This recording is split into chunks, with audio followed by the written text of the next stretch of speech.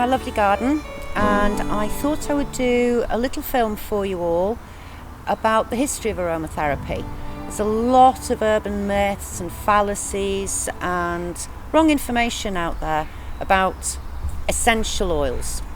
Now, traditionally a lot of people read that essential oils were around in Egyptian times. They weren't.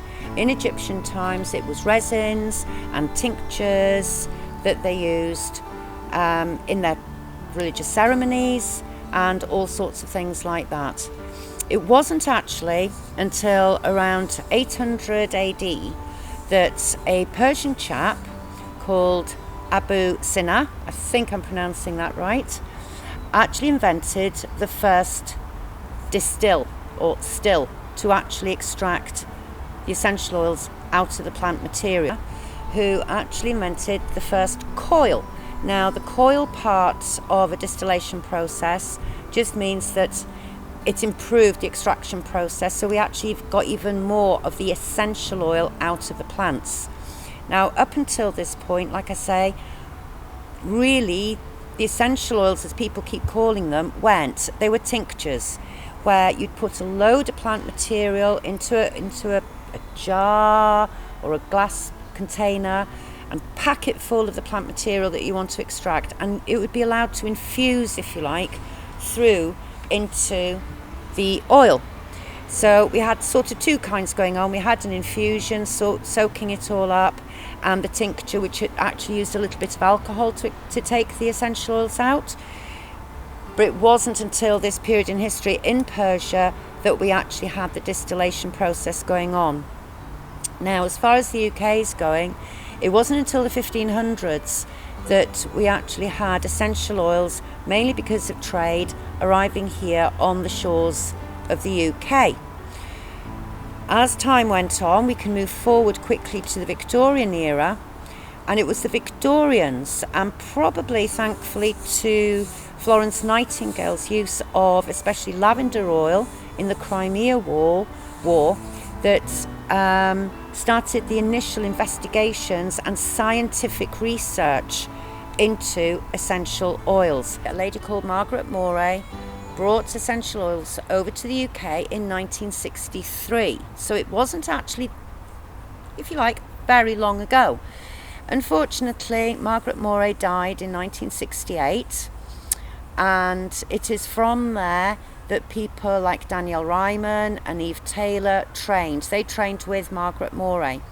And it is my teacher, Irene Latta, she trained with both those ladies, because by now, of course, Margaret Moray had passed on. So I've been very, very fortunate to have done all my training way back at the beginning, when it was just in its initial inauguration, almost, if you like, into the UK. Although we've got the chemical analysis of all these essential oils, what people do forget as well is that everything is a vibration, and it's something that's been very overlooked, that each essential oil has its own signature vibration. And it is that, married with the chemicals, that we have to start learning more about, understanding the vibration of the essential oil. This is where I started then. I was fortunate enough to be taught about 20 years ago how to dowse for essential oils. And that opened a whole new world of what these essential oils can do, not just from their chemistry. And it would seem that these essential oils, when we dowse for them, out of the box come combinations of oils that, when you look at their emotional values, they are addressing the underlying emotional trigger for your physical ailments. Because if we can stay in that emotional, balanced, happy place, we're feeling good. We're good on the inside, we're good on the outside. And we mustn't overlook this really important aspect of the essential oils. It's now becoming more recognised, and a lot more aromatherapists are starting to talk about it, and it's not being regarded as some kind of woo-woo out there, kind of witchy poo, as I call it, science or anything like that. It is pure physics. everything vibrates, and the essential oils match that frequency. So when you're not well, your personal vibration drops, and that's when it leaves you susceptible to illnesses, diseases, and all the rest. And once they get a foothold, your vibration lowers yet again. So when we look at the essential oils from their point of view of vibration, what we're doing is matching that vibration and raising your vibration. So by raising your vibration, it's encouraging your body to come up and to heal itself. So it's not just the chemistry, it's the vibration. And this is the next step. This is going to be the next huge leap in aromatherapy as far as I'm concerned.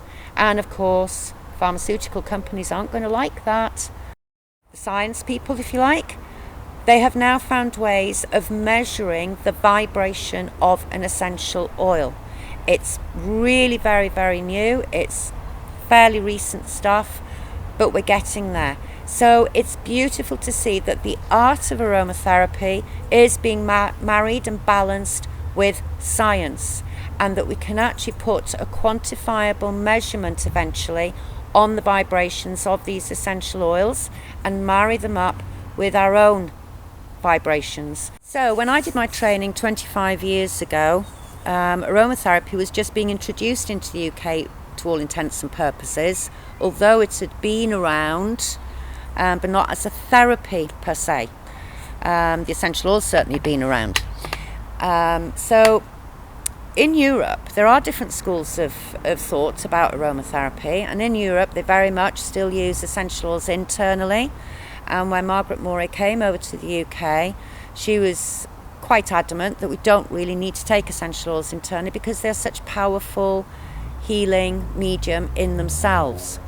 There are times though where, almost like a beta blocker, you need to take an essential oil internally for a short, sharp shock treatment.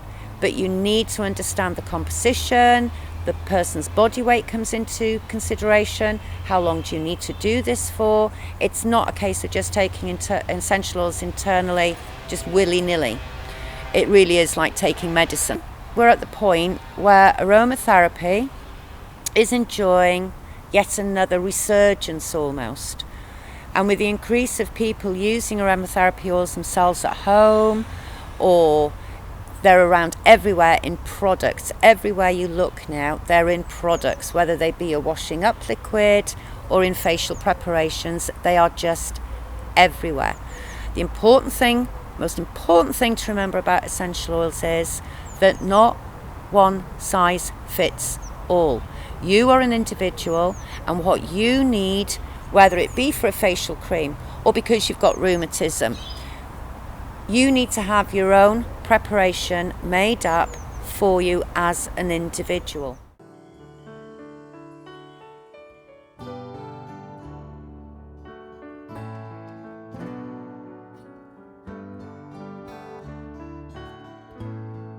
What Sonal has done with the essential oils that she's put together for the Sunde oil, which is governed by the sun, she's achieved this perfect balance between the physical and the spiritual.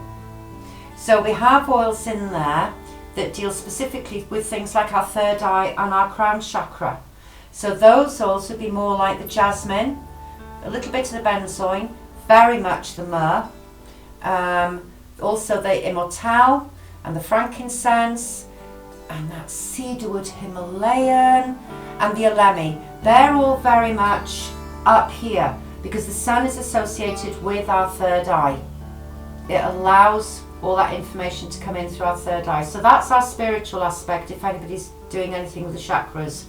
The rest of the oils in this blend deal very much more with the physicality, how we then process all that information right down through our chakras and then eventually ground them into the earth. So we have a beautiful balance here. And sometimes we do have to go backwards, but invariably the whole autumn thing is getting rid of all that stuff that clutters around us. It's massive feng shui in a way. Get rid of the old to get us ready to settle down for the winter and start thinking about what we need to start coming along in spring, which is also interesting because part of this blend also then has bergamot. So we jump straight into spring. And the bergamot oil is there for new growth, new understandings, new ideas that you now want to bring to fruition. And if you've been working with the essence of the benzoin and the essence of the myrrh, the Melchizedek, the Akashic records, by springtime you've got an idea of what you want to do and what you want to actually now bring. It's like planting the seed and seeing that seed growing. And this is where the bergamot comes in. We then have grapefruit, which is a really interesting one, because sometimes life can feel that we've been pulled in two directions. One, that where we feel we're just like whitewater rafting and the whole of life is out of control. Then we've got the other element of it where you're like the salmon trying to jump up the water and everything seems like a constant struggle and a fight. Whereas what grapefruit will do, it'll put you in that placid pool where you're just floating along on the boat and everything is just going with the flow. And it's quite ironic, isn't it, that the water is something that puts out fire. So I suppose when we're feeling either being rushed or we're fighting against something, you know, where we've got too much fire going on, then it'll calm it all down. It'll sort of put the fire out a little bit, just so that we can just go, that's fine, I can go along with this now, it's okay. Then we've got frankincense. Now, this I suppose is really, really important. It ties in beautifully with the immortelle, because frankincense allows us to let go of the past. It allows us, before we can move forwards, because the immortelle will do more of that, but the frankincense just allows us to just let go of all those monkeys on our backs that are holding us back and not allowing us to actually travel on our life's journey the way it should be. So it will add clarity in there. Now we've got this amazing oil called cedarwood Himalayan. Now, it's one of the cedar woods. There are several different kinds. The ones that we think about generally with aromatherapy are Atlas, or Virginian, or Texan. But this one's from the Himalayas and it's very, very different. It's still a cedar wood, but this one has a very, very smoky smell to it. And you just know there's a secret in there somewhere. It's very deep. It pulls you in. It pulls you in, but at the same time gets this part going up there and saying, okay, the answer's out there somewhere, bring it in.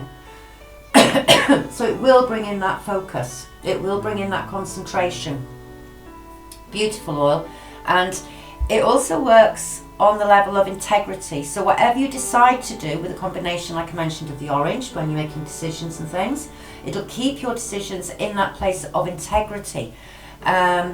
It also has a very profound effect balancing our psyche and our spirituality with our physicality.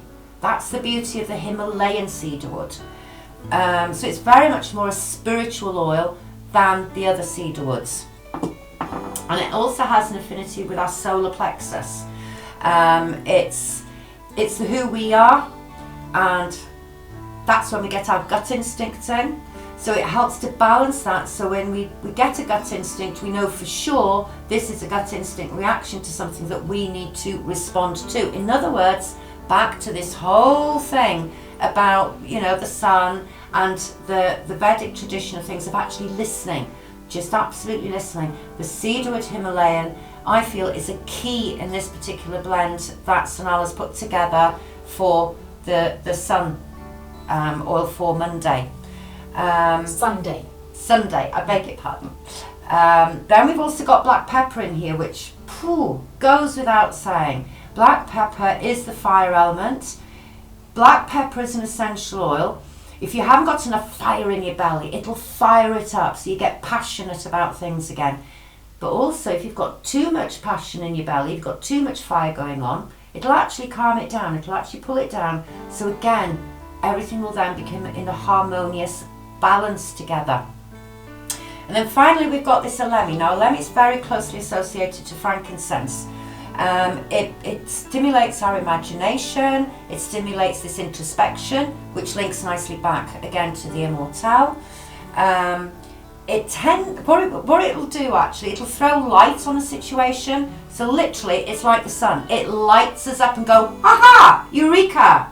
Okay, it's got this deep information within it. And like I say, again, it's another oil that balances our physical and our spiritual life. So, you know, we're not always away with the fairies, but at the same time, we're not so much switched off and totally disregarding the spiritual aspect of our beings as well. The Ylang will bring those two into the balance for us.